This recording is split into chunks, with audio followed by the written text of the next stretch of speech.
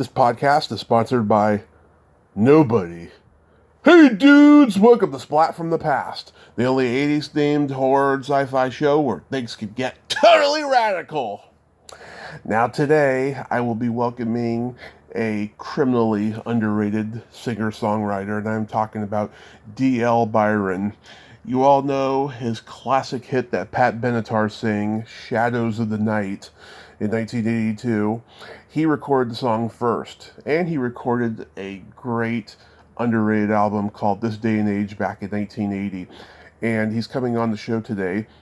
We're going to talk about all of that stuff and also plug his new memoir, which is also called Shadows of the Night. And he's had an incredible, heart-wrenching journey, and it's going to be great to talk to him today, find out what his take is on, COVID and not being able to play live shows and the fact that there's no record sales anymore and stuff. See what his take on all of that is. So yeah, here is my interview with D.L. Byron.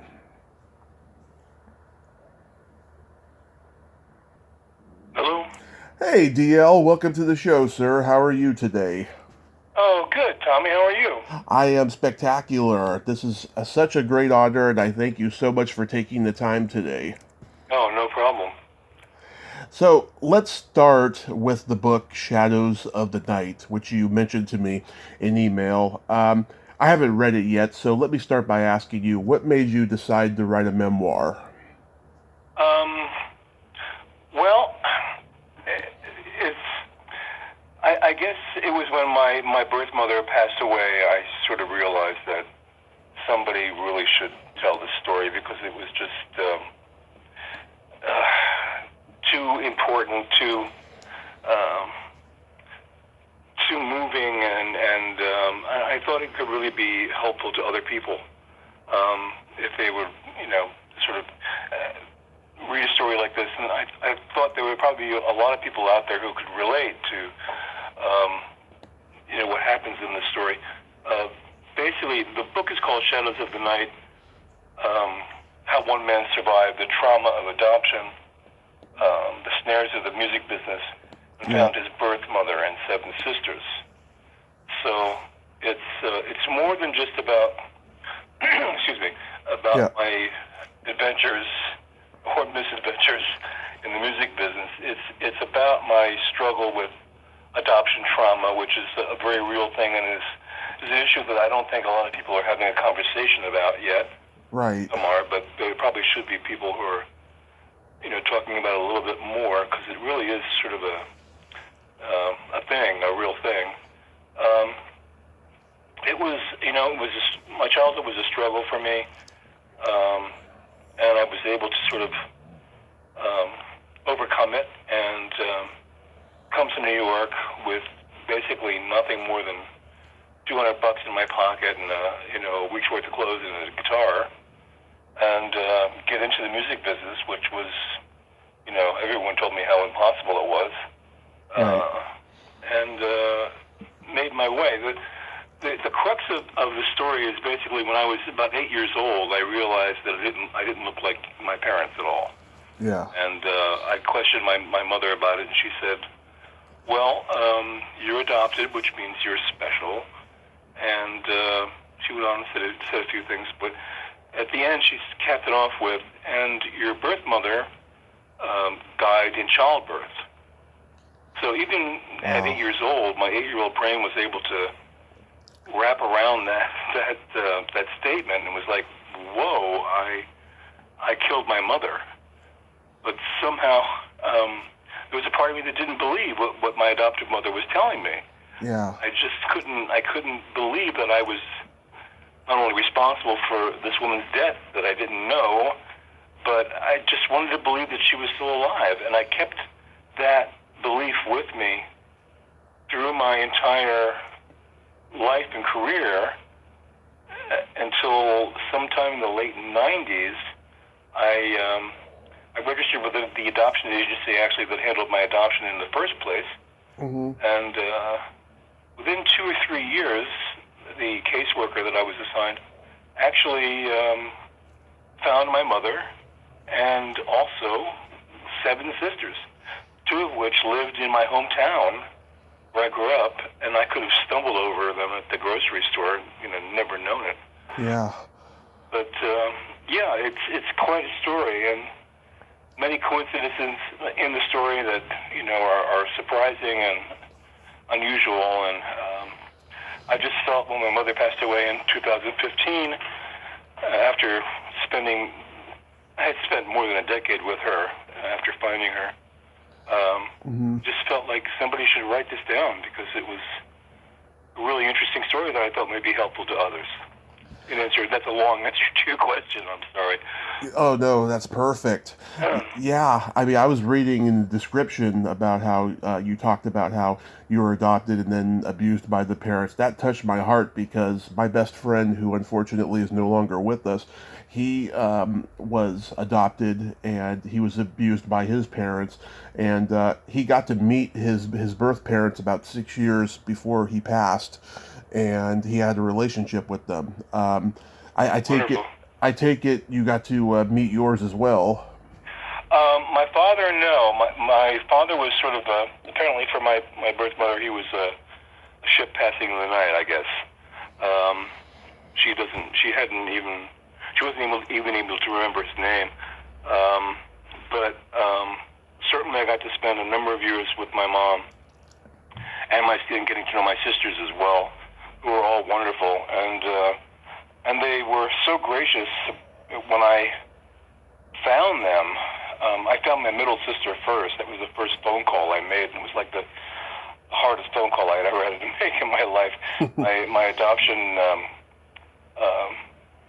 the worker, the woman that was assigned to me, called me up one day, and she said she had broken her ankle. I guess you have to read the book.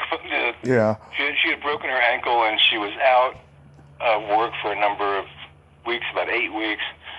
And she just called me up one day, and she really just circumvented all the rules of her job and said, look, if something worse had happened to me, no one would have ever picked up your file, and I'm just going to, spill the beans. This is your mom's name. This is the year she was born. What else I was able to find out, this is your sister's name, and this is her work number. She's an attorney in Cherry Hill, New Jersey. And you must swear to me that you'll never tell anybody about this, and I don't want to lose my job. I only work 2 days a week, and I love my job. And I'm like, okay, fine, Yeah. So she hung up the phone, and I'm sitting there. I'm like, wow, okay, I got to make this cold call and try to convince this stranger that I'm her brother. So that was pretty wild. And she actually, when I called her, name is Diane. Mm-hmm. And she, as I said, she was an attorney, so I decided to use this ruse, which I made up in my head. I'm going to call the office and pose as an informant on maybe a case that she's working on, and I'll have information so I can get past the receptionist. I want to remain anonymous. And when she asked me who my name was, I said, I'm sorry, I can't say, but I've got the information for Diane that she may find useful. And she put me right through. And then Diane picked up the phone and said, hello. And I said, hi, my name is David Byron. And yes. And was your mother's name Jean? Yes. Yeah. Was she born on such and such a date? Yes. And then she said, who is this? And I sort of stammered a little bit, and I said, well, I have every reason to believe that I'm your brother. And then there was that long, pregnant pause, Yeah. thinking that she's either going to hang up or I don't know what. And she eventually said, go on. And then I knew, okay, I'm in, maybe. So I just started to rattle off all the other stuff that I knew, which wasn't a whole lot. Yeah. And she said, okay, this is interesting because I've always suspected that my mother was hiding something. Well, I thought that was interesting. And then she gave me her home number, which was incredible. And I called her that night, and then we spoke each night for the next 3 or 4 nights. And at that time, my wife and I had home on the Jersey Shore, Mm-hmm. which was not very far from where they were. And I eventually said, why don't you and your husband drive your mother to our house in Jersey this weekend, and we'll all just meet up. So that's how it started. Wow. And how long did it take to write this book? 3 years. 3 years. Wow. Years. I mean, day and night, every day, 3 years. Is it getting a good reception? It's gotten a great reception. I've gotten some wonderful reviews. The Midwestern Book Review has given me a wonderful review. It was a big weekend spread in the Philadelphia Inquirer. I've done several TV shows, daytime TV shows, like, news shows that are during the day that also have, like, cooking segment and this segment. That, I did one down in Virginia, Richmond, Virginia. I did one in Philly. I've done a lot of podcasts, a lot of radio, and everybody's very, very receptive about the book, and it's done fairly well for a self-published book. And I'm actually now about to re-release it with a new foreword written by an award-winning author, Diane Dewey. Mm-hmm. And I'm also releasing the audiobook at the same time, so it'll be a simultaneous release of both the new physical book, oh, cool, the audiobook as well. Cool, I love audiobooks. That'd be great. So, going back in time, I was reading that you grew up loving the Beatles, the Byrds, Bob Dylan. At what age did you officially start loving music? Probably around 5, I think. Around 5 5. or 6. 5 or 6. Yeah. Started to. My parents' friends had one friend that we used to go visit who had an organ, and every time we go there, I started doodling around with it, and really not knowing what I was doing. And eventually, I started to my ear kicked in. I guess I was like playing by ear, and I started lobbying my parents for a piano, and eventually they broke down after some real bother from me. They finally broke down and got me a used piano, and I just took it from there. And then when I saw the Beatles on television, that was, oh my God, I have to get a guitar now, because that's something I can actually walk around with and impress girls. Yeah. You can't really carry a piano around with you. So I started to teach myself how to play guitar. Did Elvis have any impact on you? Not really. A little bit, but when the Beatles sort of came out, it was all over for me. It was like, oh, these guys are like the coolest thing ever, and they're speaking directly to me. Of course, they were speaking directly to everybody, but for me, it was just life-changing. Yeah, because when I hear you sing, I hear a little bit of Elvis in there, in the way that you do that wail, that deepness, yeah. Yeah, well, maybe there was a little subconscious thing going on there with Elvis. Yeah. Do you remember? I didn't dislike Elvis. It wasn't. He didn't make as much an impression upon me as the Beatles did, I guess, is what I'm trying to say. Right. Do you remember the first album you ever bought? Yes, the first album I ever bought was Another Side by Bob Dylan. That's a great album, yeah. Do you remember the first concert you ever attended? Might have been Van Morrison, the Allman Brothers, and Linda Ronstadt. Oh, what a combination that is. Yeah. That might have been the first one. Wow. And I also was reading that at that same time you also gravitated towards poetry and you won competitions. What sparked that? I don't know. I just, I was very much into free verse poetry, and I had a buddy in school who was also really, really into it, and we used to get together and read and talk about like Lawrence Ferlinghetti and T.S. Eliot and E.E. Cummings and stuff like that. and we were both busily, writing our own free verse and sort of, sharing notes and all that, and then that sort of like led me into songwriting. That and the piano and the guitar just all sort of meld into this. Oh, where am I going? Oh, here's a medium where I can put all this stuff together, and of course, as I said, I was inspired by the Beatles and Bob Dylan very, very much, and that's where it went. That's where all that energy went and met. And of course, Jim Morrison, he put poetry to rock and roll. Oh, very much so. Yeah. Yes. Yeah.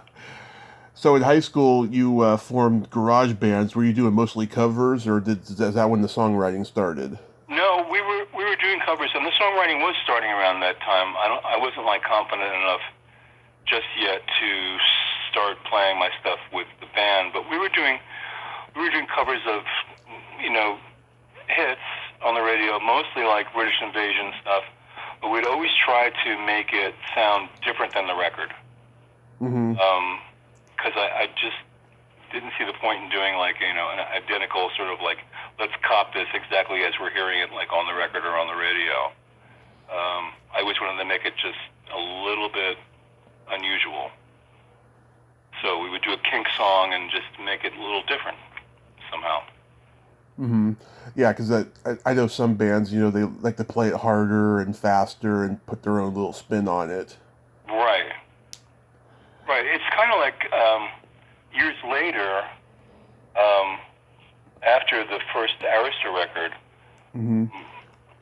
we did a 12-inch single release of Down in the Boondocks, and there's another story behind that, and that's in the book as well. But the way I used to do it originally was to rev it up like a Ramones song, and it was really cool the way that happened. And unfortunately, the single that was recorded, the tracks were recorded while I was on vacation, and the producer decided to change the entire feel of the song. Oh, boy. And I came back from vacation, and they said, well, the track's all done. We need your vocal on this. And I'm like, I hate this track. I really don't like it. It's nothing like the way I do Down in the Boondocks. And they were very, very insistent. Well, we spent all this money, and we didn't, but you didn't involve me. I mean, I'm the artist. They didn't even like, hey, come on. So I sort of had to do it. I did the vocal. I did all the background vocals, and I'm thinking, okay, well, it doesn't sound that bad. And then my manager, who was a friend of Billy Joel, said, mm-hmm. no, I'm going to call Billy and have him come in here and redo the background vocals. I'm like, oh, why? Okay, so Billy Joel came in, and all my backgrounds were erased, and there was no room for Billy's. And then Billy did background vocals, and unfortunately, there was a lot of cocaine around that day, and Billy didn't start his vocal until like 2 or 3 hours after he initially got there. So everybody except for me was kind of like toasted, and I think his vocals were kind of like raspy, and they went with it. And after the record was released, reports came back from the field that people found the vocals annoying. I'm like, well, yeah. Yeah. So, anyway, it's just another one of those music business stories that didn't end all that well, but don't sound like it. Yeah. Yeah. So when you were playing the club circuit in New York, were you playing the landmark places like Max's and CBGB's? I was playing Max's. We did 2 back-to-back shows at the Bottom Line. The second one was actually simulcast to Philly, Boston, and New York as well, and that went on to like 2 in the morning during a subway strike, which was kind of amazing. And anybody actually got there. I don't know how they got there that night. Because there were no trains, no buses.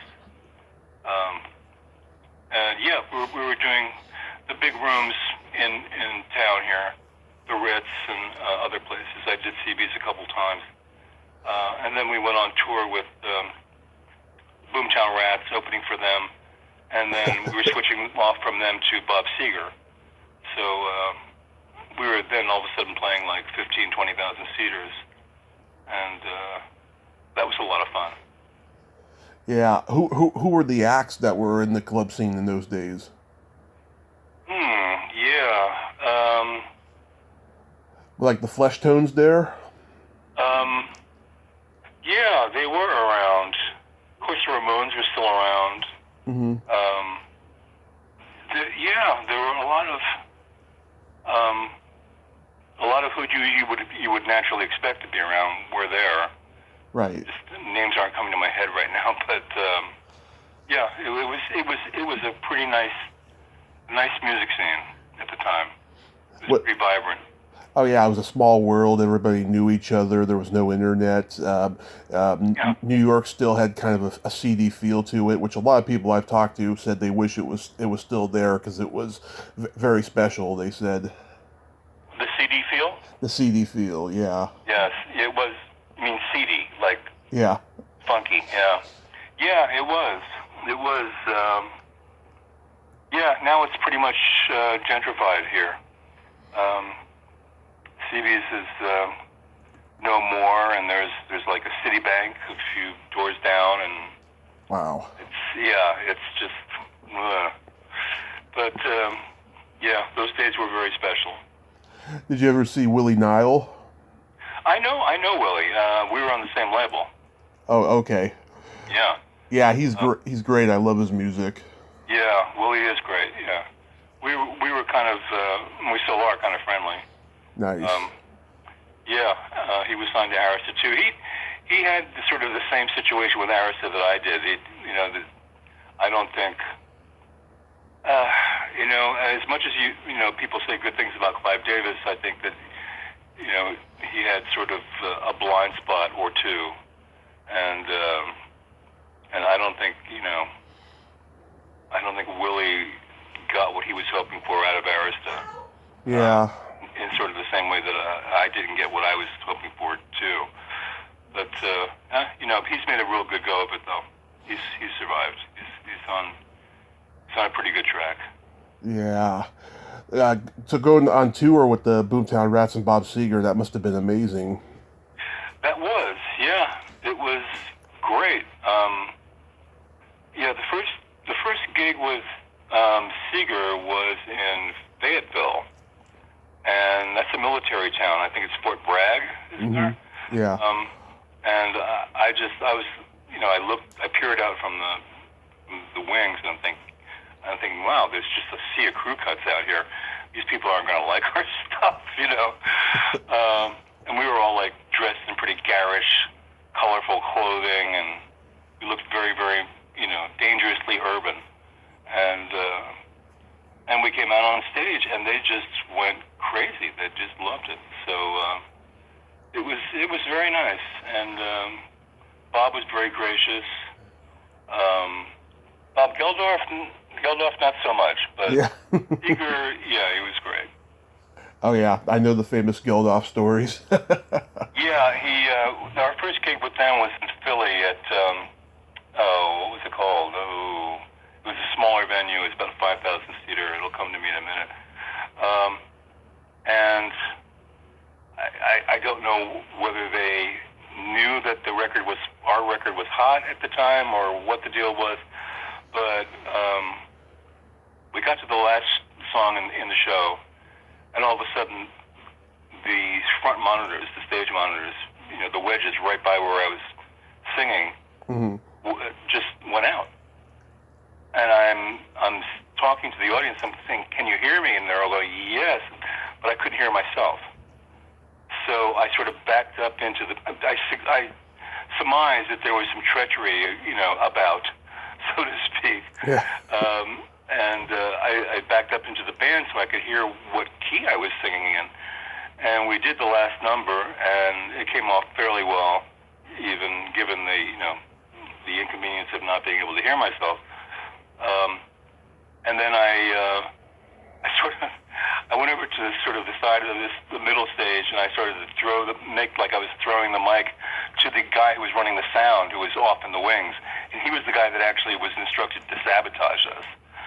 And I made him sort of come out of the wings a little bit onto the stage, and I kept on swinging the mic, by its cable, and I just wanted to let it go, and I just dropped it right by his foot. And it was live, so it made this poof, Yeah. And he was like, "You're going to pay for that, you." And I just laughed and walked off stage. But they were definitely sabotaging us. Yeah. Oh my God, that's terrible. Yeah. So this day and age, produced by Jimmy Iovine, coming off of Tom Petty at the time, was it, aside from the story you told me, was it a smooth recording process? No. No. No. Jimmy was an odd producer. He wasn't like real hands-on. Mm-hmm. And I didn't realize what I was getting into with him, because I would have gone with somebody else, actually, had I, had a better sort of sense of my own self at the time. He was doing, his approach to recording was sort of like what Mutt Lange was doing, like this famous stories about recording Pyromania. Oh, yeah. Like making them do every song like 30 or 40 times in a row, just to get the basics, until they were just dripping in sweat and dying of exhaustion. And he did the same thing to us. We did like 30 or 40 takes of each song, and there were 10 songs on the record, and I sang with every single take, just sort of keep the band sort of excited. Mm-hmm. And eventually by the time it was time for me to do vocals, I'd lost my voice. Oh, damn. Yeah, so went to a doctor. He said it looks like you've been screaming for a month, and he painted my throat with Jensen Violet and gave me some antibiotics. He said, don't talk for 2 weeks. And we're right in the middle of this project, so we had to figure out other ways of doing stuff until my voice was able to heal a bit, and which it did eventually. It took about 2 weeks or so, or 2.5, 3 weeks. And we started doing our own backgrounds before I was able to really get strong enough to do the leads. So, we did pull it off, but there was a lot of angst and stuff obstacles to get through to get to the finish line. Yeah, it's a great album. I like it a lot. Oh, thank you. Yeah, especially 21st Century Man and Backstage Girl. I think those songs are pretty cool. Were you disappointed, though, when the album didn't hit huge? Yeah, and I keep going back to the reason for that may have been because Arista didn't hire any outside promotion. They just did their in-house guy. It's like one guy. And the reason for that may have been because Jimmy he took us over budget maybe $250,000. Mm-hmm. So I think the label just said, we spent all this money. We're just going to see if we can wing the promotion. And that's kind of what happened. On tour, I got as far as where? I did Chicago. I got as far as Detroit. Mm-hmm. And they flew that very promo guy from Arista out to meet us for dinner before the show, and he sat right next to me, and he leaned over and he goes, if your record doesn't start doing better, they're going to pull the tour support. And I'm like, okay, is it my fault that the record's not doing better? Because I think the record actually turned out pretty well. It wasn't exactly the record that I wanted to make, but Mm-hmm. I think it actually is okay, Yeah. more than okay. And that was it. That was the last gig. So we sort of packed up our stuff, got into Winnebago, and drove back to New York. Oh man, that's a disaster. I can just hear it. Yeah. How did you come to be involved with Times Square? Well, that was kind of an interesting story. I think Jimmy Iovine felt bad about the way things sort of panned out, and and doing the Boondocks thing that didn't work either, and he was he championed that little bit right there, and that was a nightmare. And after that was DOA. He called me up several weeks in, and he said, "Listen, I'm doing this musical coordinator on this Stigwood film called Times Square, and it's supposed to be like the punk Saturday Night Fever." Yeah. Stigwood was was known for having done Saturday Night Fever. Yeah.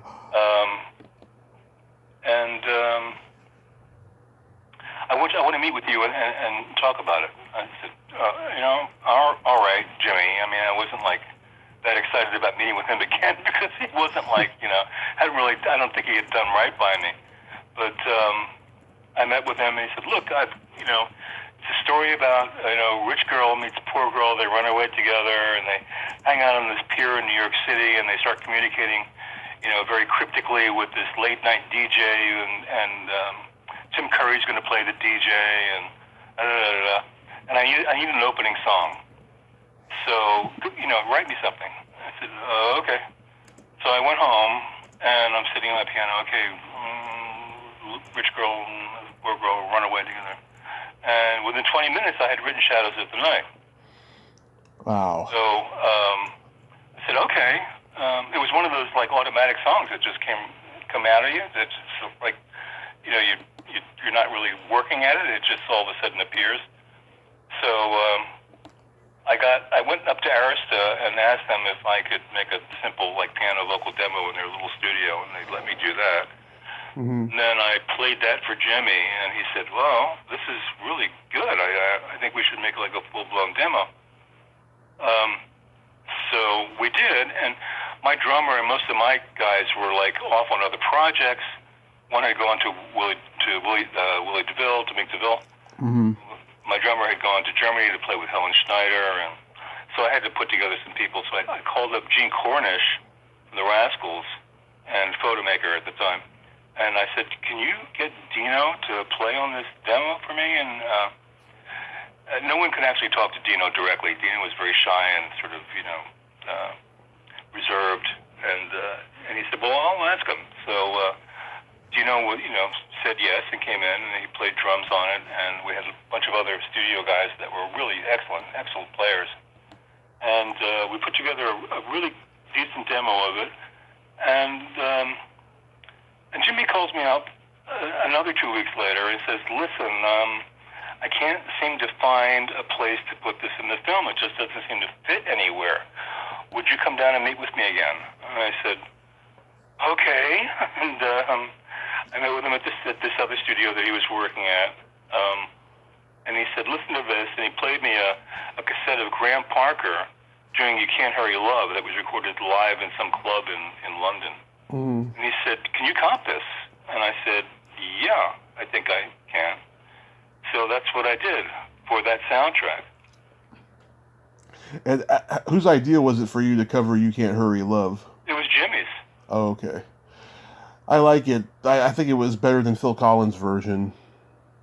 People have said that. Thank you very much. Yeah. Did you ever like do it in the club shows before that? Nope. No, I had no. It would have never occurred to me to do that song. And I honestly wouldn't have. You were much of a Motown guy? I liked Motown, but it wasn't like it wasn't something I gravitated to. Mm-hmm. Down in the Boondocks was like a song that was like a hit when I was a kid, and I just liked the chorus of that song, and I thought, if you Ramoned it might sound really cool, and it worked. So I was so disappointed when I went off to vacation and they put this track together, which was nothing like what, the way I used to do it. But, doing Motown songs wouldn't have occurred to me. Okay. For some reason. And nothing good or bad about that. It just wouldn't have, I don't think I was thinking along those lines at the time. Right. So I'm confused. Was it Helen Schneider or Rachel Sweet who recorded Shadows of the Night first? Helen Schneider first. Okay. And she was the only one that did it with the original lyrics. Okay. Then Rachel Sweet, I got a call from Rachel and her producer, meet us at the record plant. Okay. So we want to do this song of yours, and we want to change some lyrics, if you don't mind, and we want half the publishing. And I said, okay, you could do the song. Yeah, you can change some lyrics if you want. You're not getting half the publishing. It's already a hit in Germany. If you want to do it, fine. If you don't, fine. And I just walked out. So, which was pretty cocky, I guess. But, at that point in time, I had been through so much, between my manager and Jimmy and the tour getting canceled and all this, rigmarole. And I was like, the hell with this. Do what you want, but I'm not giving up anything. Just, leave me alone. Yeah. And I walked out, and then they made some changes, lyrical changes. Then they cut it, and it went nowhere, basically. So had I given up half the publishing for that, it would have been really stupid in hindsight. Yeah. Then Randy Van Warmer recorded sort of her version, Rachel's version of it. Mm-hmm. And at the time, I was shopping the original demo that I had done with Jimmy and Helen Schneider's version to Chrysalis Records and a couple of other labels for other female artists. And I don't know why I got it in my head. Maybe because Helen had done it, that I thought maybe it might be better for a female than maybe even myself. Mm-hmm. So I took a meeting with somebody at Chrysalis, and I said, I think this might be good for Pat. And he said, no, we'll see. And I had the meeting, and I forgot about it. Mm-hmm. And then, 9 months later, I was at home in my apartment in the West Village, and the phone rings, and it was the same A&R guy saying that, hey, I think we've finally convinced her to record it, but you need to agree to all these terms, that I'm spilling out to you right now, and then we can proceed, which was a reduced rate in my royalty, and she changed some lyrics yet again. Mm-hmm. So I'm thinking, I could back out of this. I could walk away. But it was Benatar, and she already had I think 2 hits or 3 hits under her belt already. So I figured I better maybe consider this at least. Yeah. So I did, and what was the dishonest thing about it was already in the can, and it's slated to be her first single release. So he's making like she's about to record it, but it was already recorded. Wow. So he got me to agree to all this stuff, but it was already in the can. So, that's typical music business stuff right there. Yeah. Show business. Yeah. Did you know her already from the club scene in New York? Pat? No. Yeah. No. In fact, I only met her just maybe 5 or 6 years ago for the first time. Really? Yeah. And how was that? I mean, I heard she's very nice. No, she is very nice. She and Neil were great. My publisher at the time called me up and he said, what are you doing Friday night? And I said, nothing. He said, do you want to come up to Rye, New York and meet me at the Capitol Theater? This is a different Capitol Theater than the old one at Passaic, which was a great venue. I played there as well. I opened for Johnny Winter there, I think. Mm-hmm. I said, great, okay, I got on the train with my wife and went up there, and I didn't even realize what was going on until we walked up to the theater, and I saw, Pat Benatar and Neil Giraldo on the marquee. And, well, this is nice. And next thing I knew, I was backstage with her and Neil before the show and talking, and she signed a record for me. I had a blue vinyl version of a 12-inch single of Shadows that she signed. And we went out and enjoyed the show, and she opened up with Shadows of the Night, which was really great. Yeah. What did you think of that version? When I first heard it on the radio, I thought, well, this is cool. And then it got to Neil's guitar solo, and I'm like, wow, it sounds like he's executing a pig or something. I couldn't figure out what he was doing. And it took me 5 listens to realize how great it was. Because it was just so unusual. I wasn't sure about it, initially. But after I heard it a few times, it was okay, this is cool, and it's kind of innovative, and I should keep my mouth shut. It's really good. Remember that great video she made for it where she's in Nazi Germany? Oh yeah, or she's killing Nazis. Yeah, right. Yeah. I think Judge Reinhold is in that video. Judge Reinhold and Bill Paxton. That's right. Yes. Yeah. It's a classic. That's the first time I ever heard the song from watching the video on MTV. Right. Yeah. Yeah, I wouldn't go as far as to say that the song is her version is a power ballad. It's definitely AOR. I know that.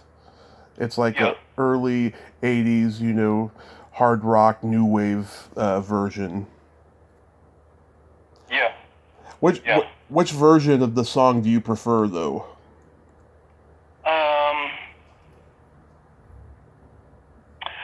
I'm still kind of partial to Helen's. Mm-hmm. To tell you the truth. It's good. Yeah.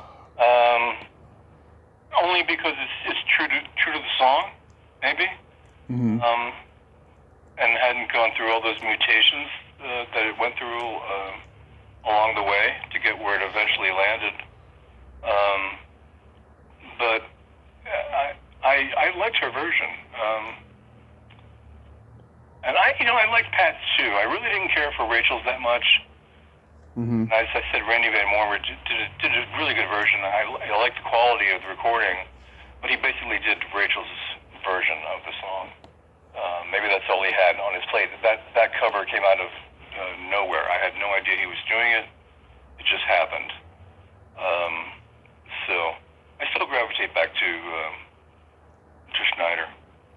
How does it feel to have a song that's timeless over these 40 years later? Well, it's pretty amazing, really. That just one song can touch so many people and mean so much to the soundtrack of their lives. That's a great honor for me. And it's hard to describe because it's like everybody knows that song. You just say "Shadows of the Night" and go, "What is that?" And you go, "Da da da da da." Oh yeah, I know, of course. Right. So it's wonderful, really. How do you feel now that there's no more labels and record sales and everything is being downloaded? Do you think that rock is dead?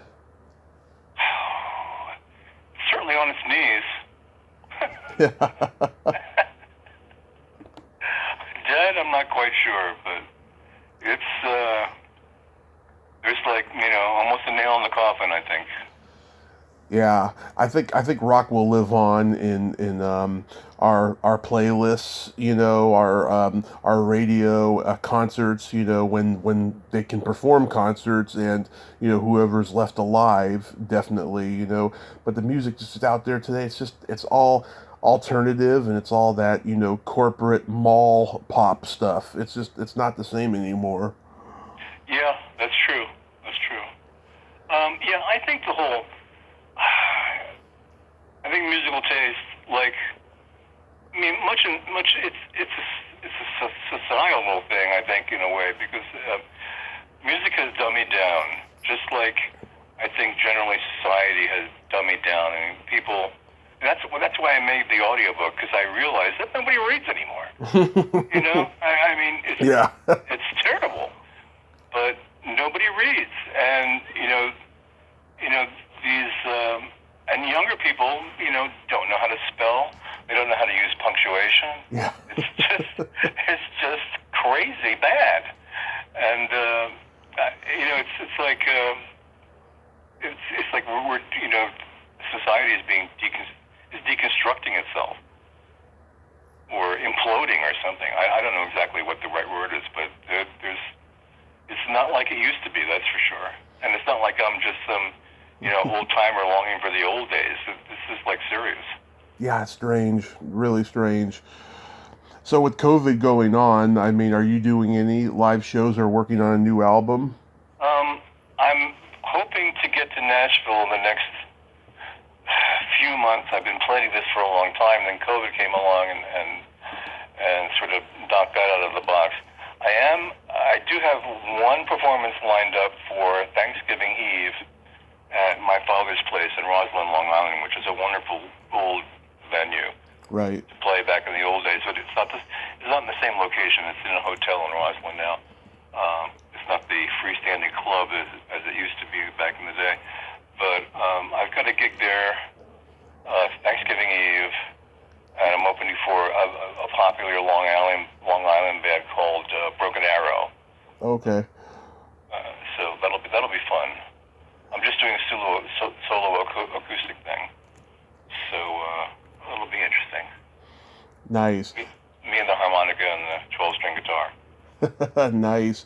Do you still get a lot of residuals for Shadow of the Night? Yeah, I do actually. Yeah. In fact, the performance royalties are trending upward. Yeah. So I don't know exactly what that means, but it's a good thing. I know I talked to somebody about that recently, about the royalties, because like I said before, the record sales and everything have gone away. That, I guess, with downloads and, with lots of artists complaining, I guess it's getting easy to get residuals now. Yeah, except for, Spotify doesn't pay you anything. But, No. if you have a song like Shadows that does get airplay, you're still going to see some money. So I'm very fortunate that that's still going on. Awesome. Well, DL, I want to thank you so much for coming on today. I hope I lived up to what I said. Oh, yeah, more than so, yes. Great. Well, Thank you, Tommy. I appreciate it. Of course, you have yourself a great day. Stay safe when you're doing those shows, okay? Okay, will do. Okay, thanks so much. All right. Bye-bye. All right, bye-bye. Well, there you have it. DL Byron. Ain't he a cool dude? What a nice guy, huh? I'm glad we got to talk today. He's such a talented musician, so underrated. Go check him out. Well, until next time, this is Tommy Throwback Kovac saying there's no shame in living in the past because the present sucks. Later, dudes. We're running with the shadows of the night. Surrender and you take my hand, it'll be alright. So, I always forget the lyrics in the verse of the song. Forgive me, DL. Alright, later.